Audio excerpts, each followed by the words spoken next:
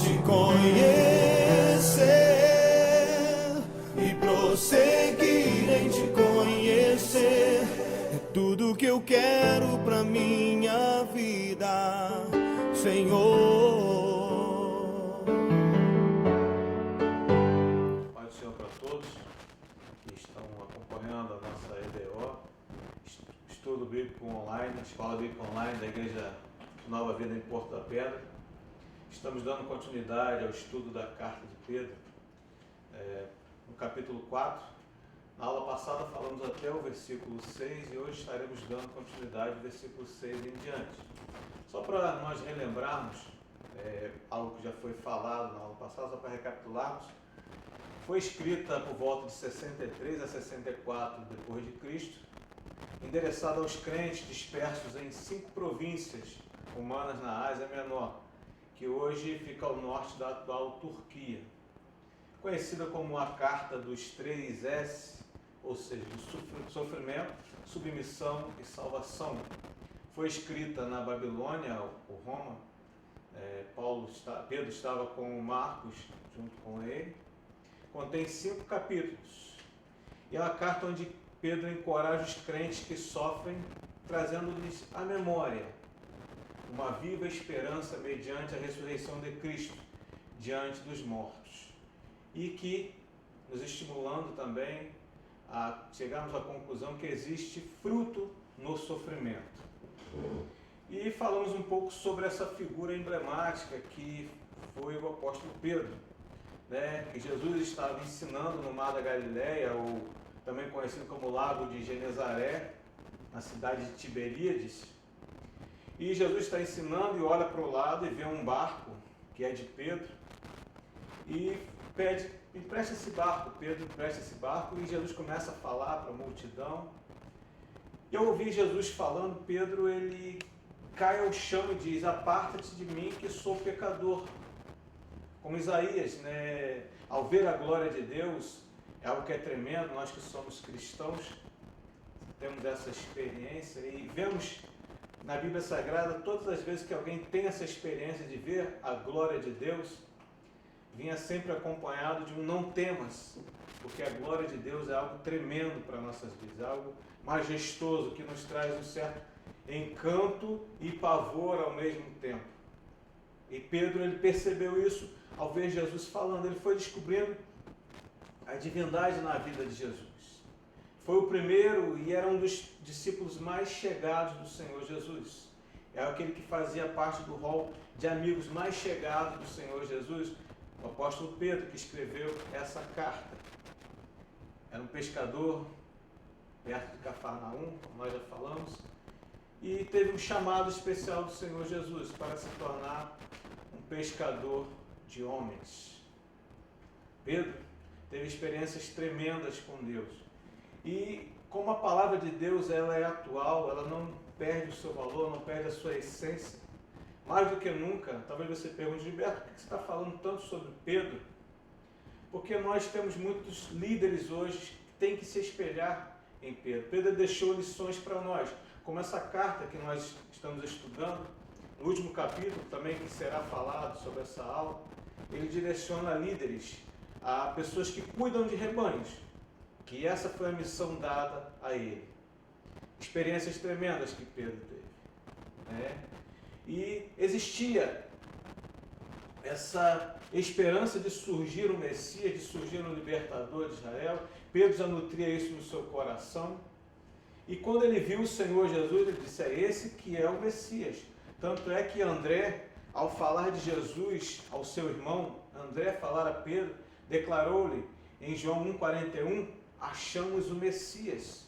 Então Pedro identificou ao ver o Senhor Jesus e identificou que ali estava o Messias, aquele onde ele lançou todas as suas expectativas, todos os seus sonhos, todos os seus planos, ele lançou sobre aquele homem chamado Jesus.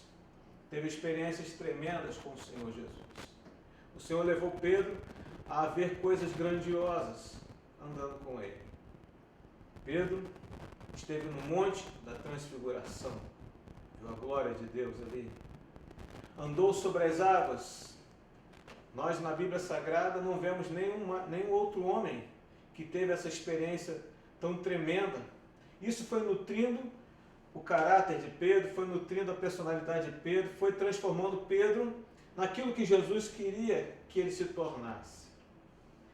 Mas, ou seja, Pedro não compreendia que o caminho para o trono, onde o Senhor havia falado, Pedro estava com Jesus falando sobre a sua glória, sobre o seu trono, apesar de ter estado no Monte da Transfiguração, apesar de ter andado sobre as águas, mas Pedro não compreendia que o trono do Senhor Jesus tinha que passar pelo Calvário.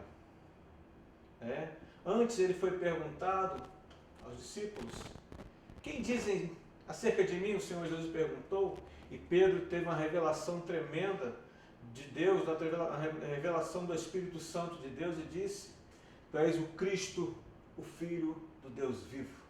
Palavras que nenhum outro homem falou em tempo nenhum, nós vemos na história, nenhum outro homem falou acerca de Jesus, o que foi revelado ao apóstolo Pedro. E Jesus era a expectativa dele, onde Pedro lançou todas as suas esperanças, todos os seus projetos, a sua vida estava lançada no Senhor Jesus. Pedro esteve lá no Getsemane também, no Getsemane, onde Jesus chamou para orar, e ali Pedro dormiu. No Getsemane, onde Pedro puxou a espada e cortou a orelha do soldado. Pedro estava lá no momento em que Jesus fora preso.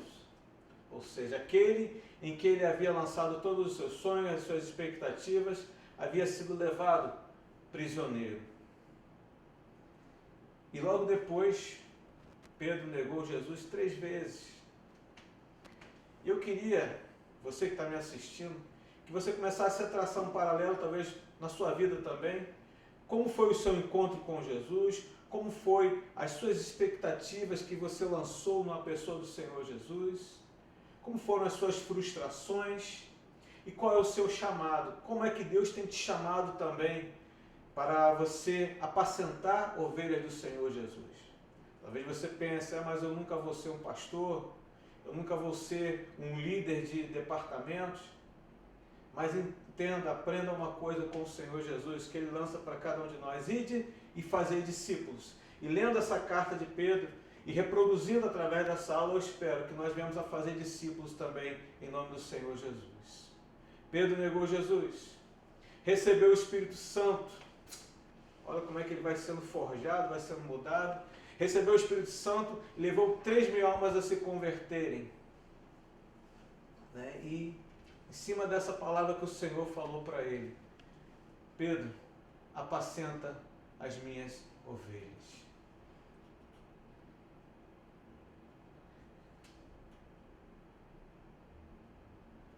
Vamos ao texto.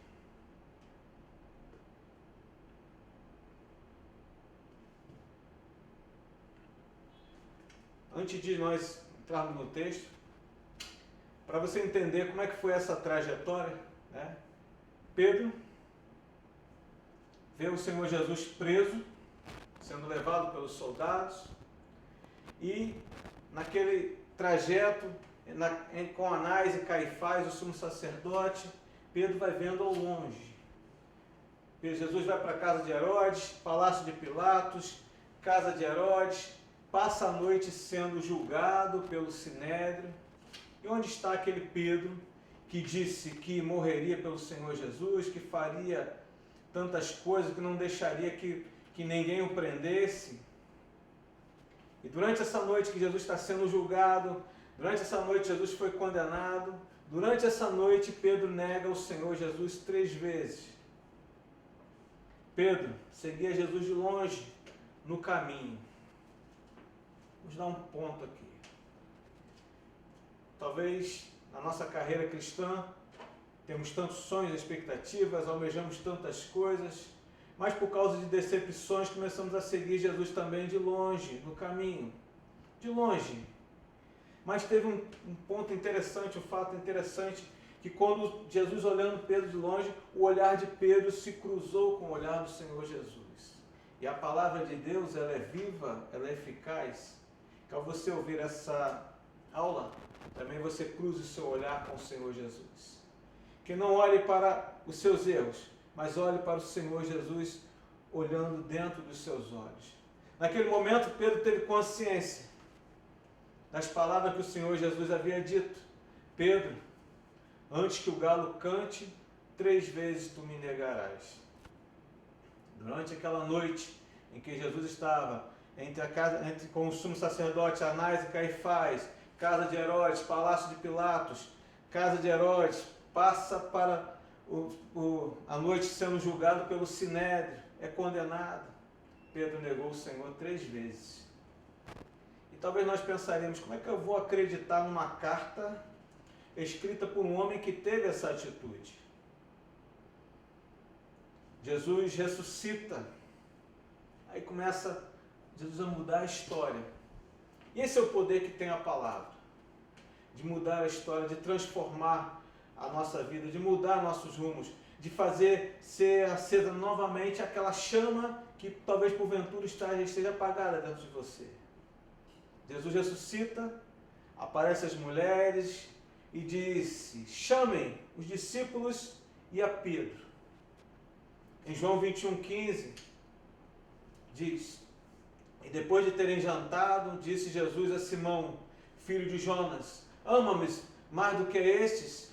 E ele respondeu: sim, Senhor, tu sabes que te amo. Disse-lhe: apacenta as minhas ovelhas.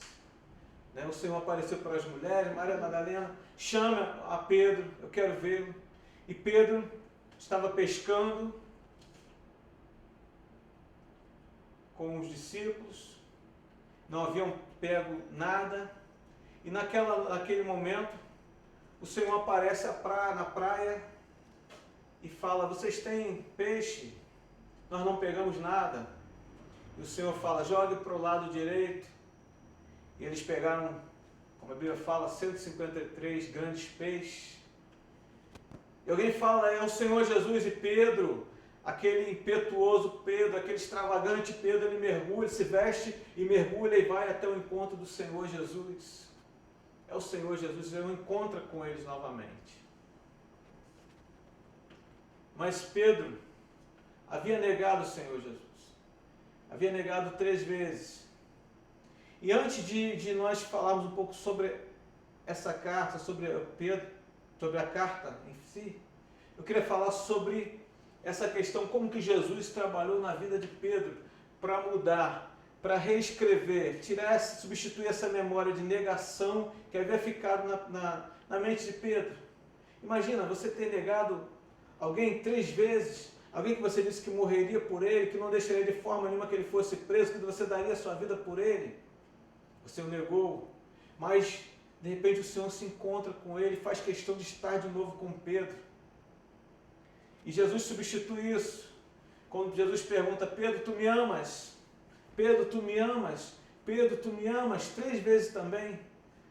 O Senhor pergunta, e tem um jogo de palavras interessante nesse texto que nós queremos falar aqui.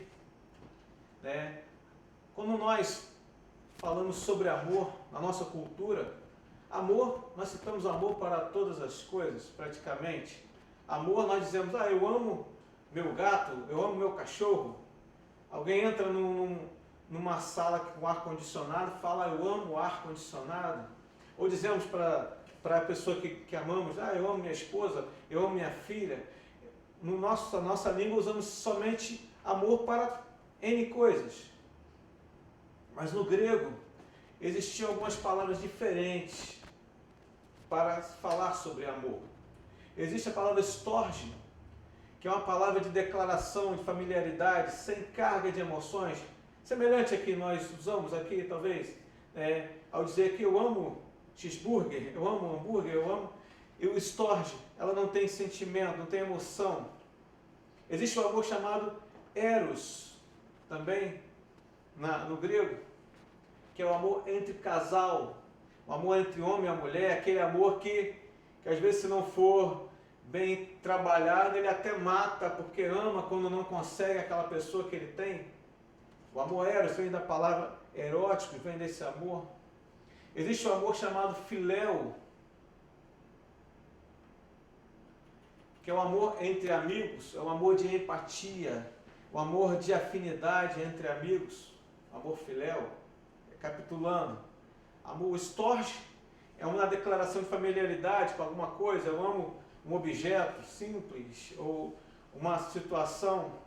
Eros, o amor entre casal, entre um homem e uma mulher. O amor filéu, que é o amor entre amigos, o amor de empatia, de simpatia, de afinidade entre amigos, aquela roda de amigos, aquela pessoa que às vezes você não vê há muitos anos, mas aquele é teu amigo do peito, é o meu filéu, é o filéu aquela pessoa. E existe o amor ágape, que é o amor que se dá, o amor que se sacrifica, o amor que perdoa 70 vezes 7. Esse é o amor ágape, é o amor que dói, é o amor que respeita. E você talvez pense, é o amor de Deus, exatamente, é o amor de Deus, é o amor ágape, é o amor que sofre, é o amor que chora, é o amor que sua sangue, que chora sangue de agonia por quem ele ama. Esse é o amor ágape. É o amor que Jesus, ele, ao entrar nas portas de Jerusalém, ele diz, ó Jerusalém, Jerusalém, Jerusalém, tu que matas os profetas, quantas vezes eu quis te abraçar e te acolher, como a galinha aos seus pintinhos. Jesus fala isso chorando. Esse é o amor ágape. E o Senhor Jesus, ele vai trabalhar isso na vida de Pedro. Pedro, antes do Senhor Jesus ser morto, Pedro falava, Senhor, se alguém vier te prender, eu mato. Senhor, se alguém vier te pegar, eu não deixo. Senhor, eu dou minha vida por ti. Senhor, eu te ágape. Esse é o amor que Pedro declarava pelo Senhor Jesus. Mas depois de ter negado o Senhor Jesus, o Senhor faz essa pergunta para Pedro. E ele usa essas palavras com significado para amor. A primeira pergunta que Jesus fala para Pedro, Pedro, tu me ágape? E Pedro responde, Senhor, eu te filéu. A segunda vez o Senhor pergunta, Pedro, tu me ágape? E Pedro fala, Senhor, tu sabes que eu te filéu. E a terceira vez, o Senhor já pergunta, Pedro, tu me filéu? E Pedro responde, Senhor, tu sabes todas as coisas. Ou seja, se fosse feita essa pergunta antes da crucificação, alguns dias antes, Pedro diria, Senhor, eu te ágape, eu morro por ti, eu dou minha vida por ti, eu não permito que nada de mal te aconteça. Mas depois de ter negado o Senhor Jesus, o Senhor quis mostrar para Pedro, Pedro, você pensa que me ama ágape, mas você me ama filéu, mas mesmo assim, eu quero você, apacenta as minhas ovelhas. Ou seja, o Senhor foi trabalhando na vida de Pedro para que ele entendesse que as suas limitações não impediriam dele ser usado naquilo que o Senhor queria para ele. Apacenta as minhas ovelhas. Se fosse, como eu falei, fosse feita essa pergunta alguns dias antes, Pedro ia falar, não, Senhor, eu puxo a espada, eu corto a orelha do soldado, eu te ágape, eu dou minha vida por ti. Mesmo assim, Jesus diz para ele, apacenta as minhas ovelhas. E por isso que a Bíblia ela é tão atual. E como eu disse na aula passada, às vezes Pedro é lembrado como um apóstolo que deixou mais discípulos por conta da negação. Quantos começam bem a sua carreira cristã, começam bem a sua vida na fé e vão se perdendo, e quando olham para trás, meu Deus, eu falei que faria tantas coisas, eu amava, eu ágape o Senhor, mas eu filéu. E o Senhor quis mostrar para Pedro, Pedro, você não me ama tanto como você pensa, mas apacenta as minhas ovelhas, cuida das minhas ovelhas. Talvez se estivéssemos próximos daquela conversa do Senhor com Pedro, falaremos, não, Senhor, tu vai deixar Pedro apacentar tuas ovelhas, aquele que te negou, aquele que negou a ti 3 vezes. Não.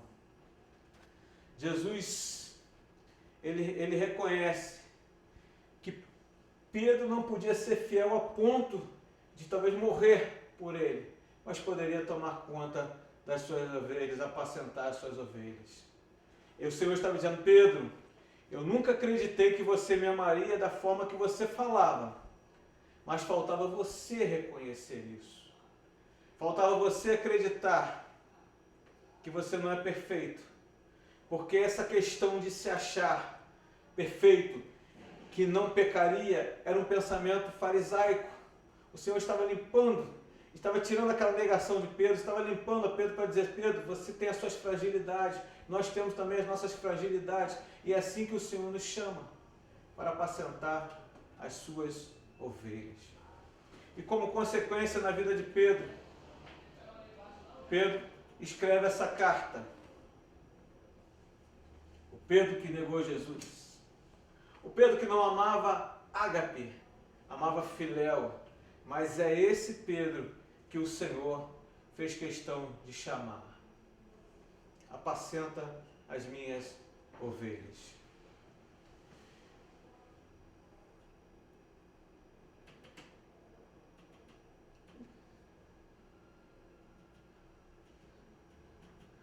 E no texto que nós vamos ler, nós paramos no capítulo 7, do versículo 7, melhor dizendo, 1 Pedro capítulo 4, versículo 7, nós vamos falar agora onde paramos na aula passada, que diz assim: e já está próximo o fim de todas as coisas, portanto, sede sóbrios e vigiai em oração.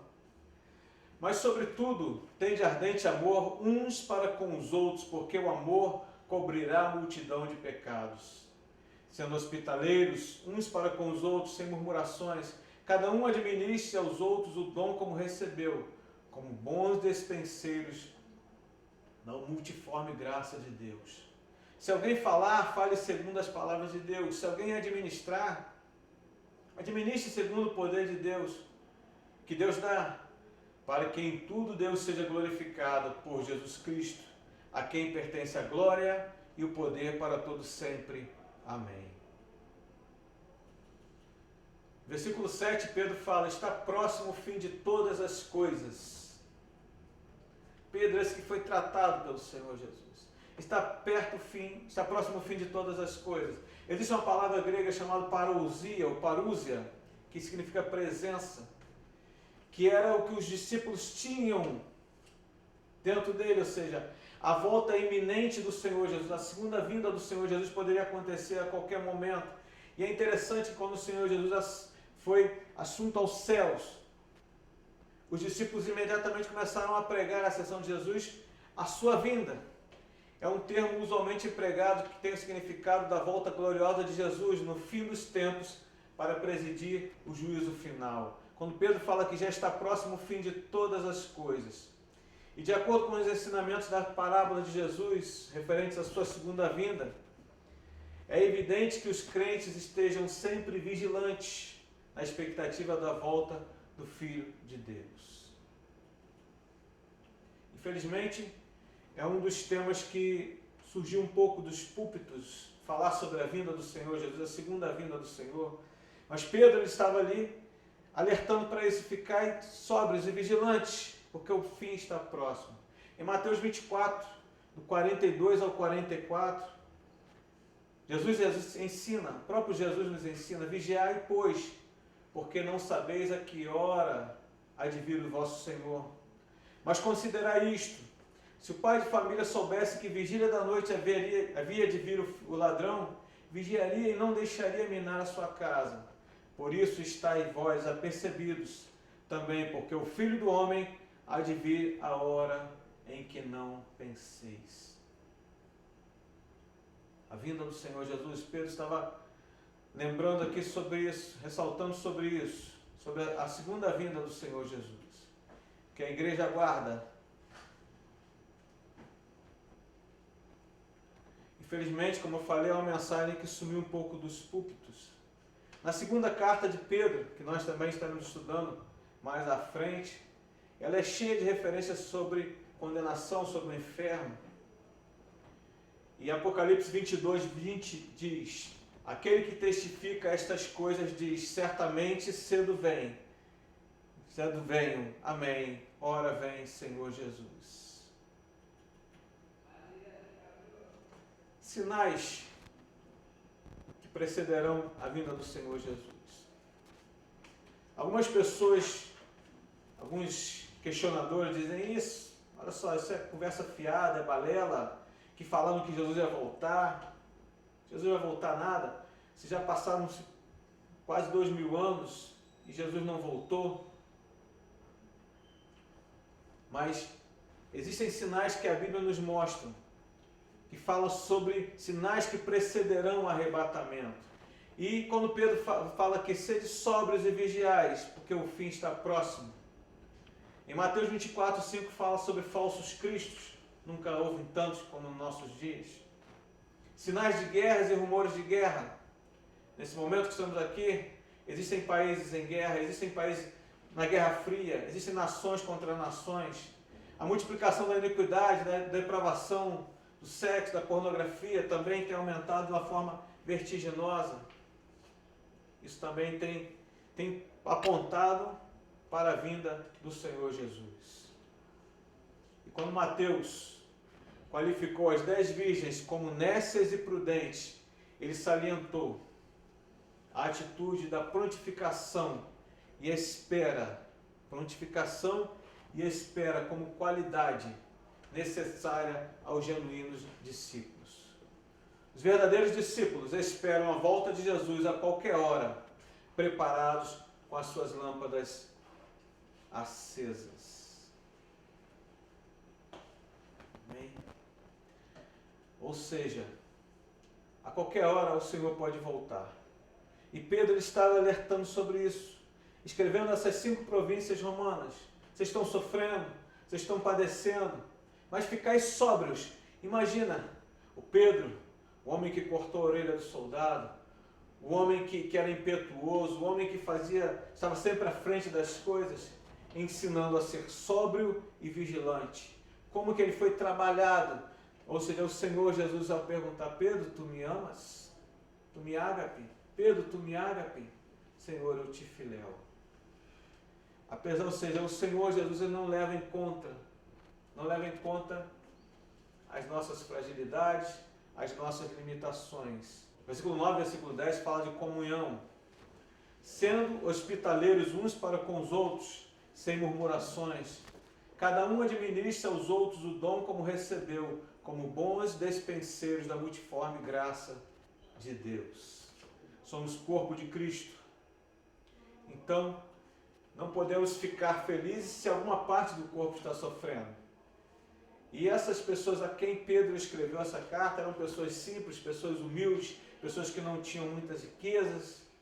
E ele estava ensinando a um cuidar do outro, ou seja, a trabalhar um em prol do outro, sendo hospitaleiros uns com os outros, sem murmurações, porque estavam sofrendo perseguições, sofrendo calúnias, sofrendo tribulações na carne, porque eram discípulos do Senhor Jesus.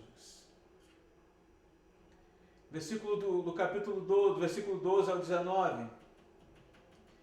Vamos ao texto. Pedro escreve, 1 Pedro capítulo 4, do 12 ao 19. Amados, não estranheis a ardente prova que vem sobre vós para vos tentar, como se coisa estranha vos acontecesse. Mas alegrai-vos no fato de serdes participantes das aflições de Cristo, para que também na revelação da sua glória vos regozijeis e alegreis. Se pelo nome de Cristo sois vituperados, bem-aventurados sois, porque sobre vós repousa o Espírito da glória de Deus. Quanto a eles, é ele sim blasfemado, mas quanto a vós é glorificado. Que nenhum de vós padeça como homicida, ou ladrão, ou malfeitor, ou como que se intromete em negócios alheios, mas se compadece como cristão. Não se envergonhe, antes glorifique a Deus.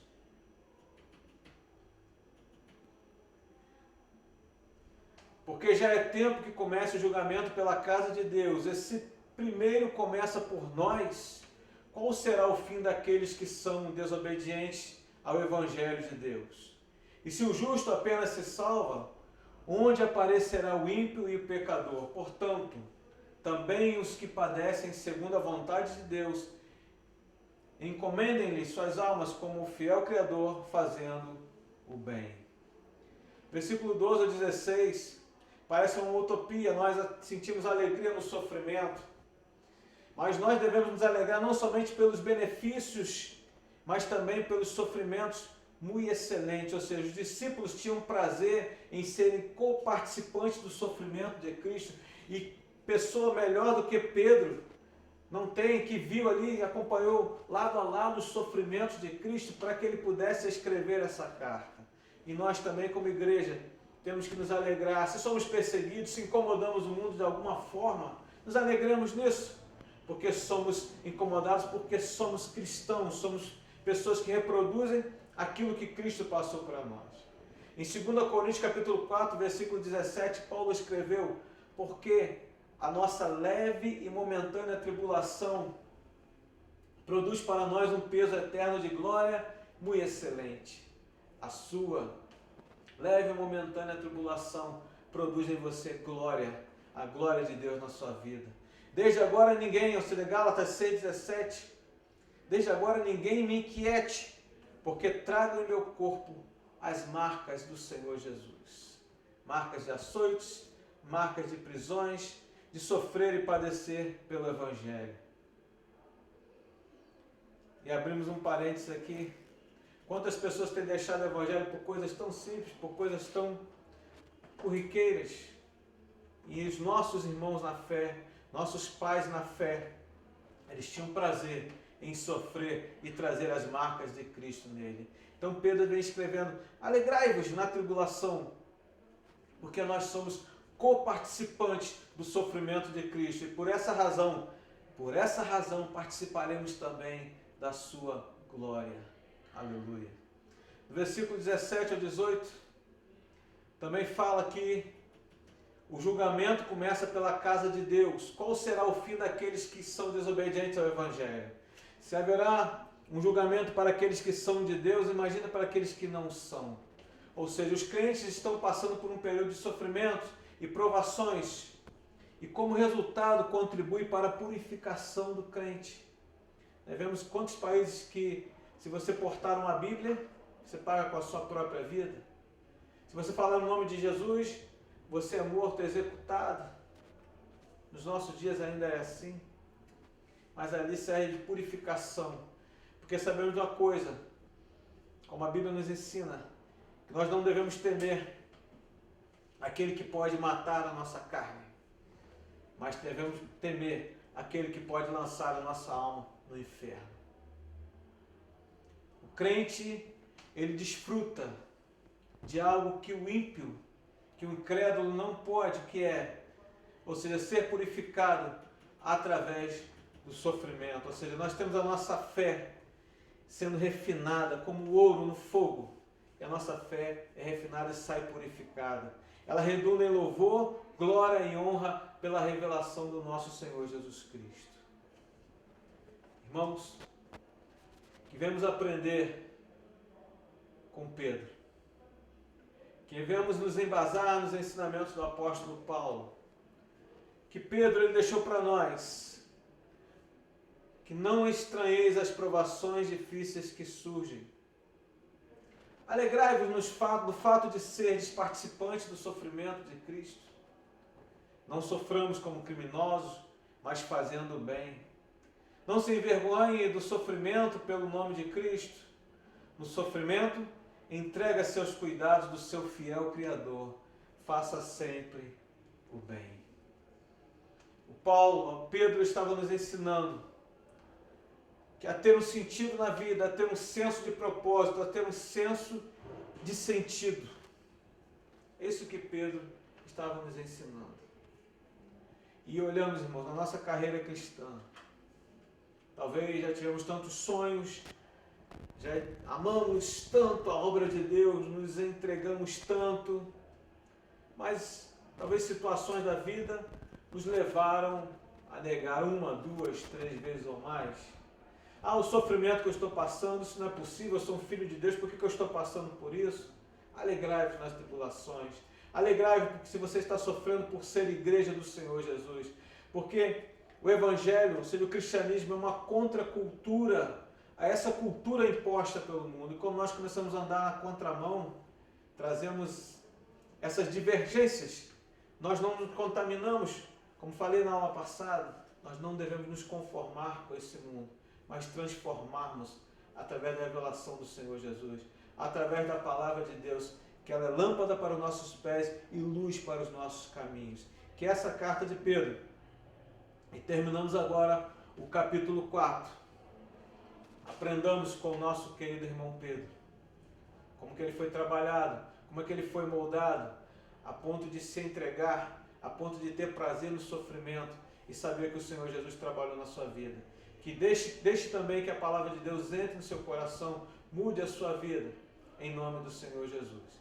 E na próxima aula estaremos estudando o capítulo 5, que é direcionado, Pedro direciona aos líderes, aos chamados presbíteros, né, como fala na sua carta, aos líderes da igreja daquela época. E também serve para os nossos dias, porque a palavra do Senhor, ela se renova a todo dia. E que Deus abençoe a tua vida em nome do Senhor Jesus. Amém.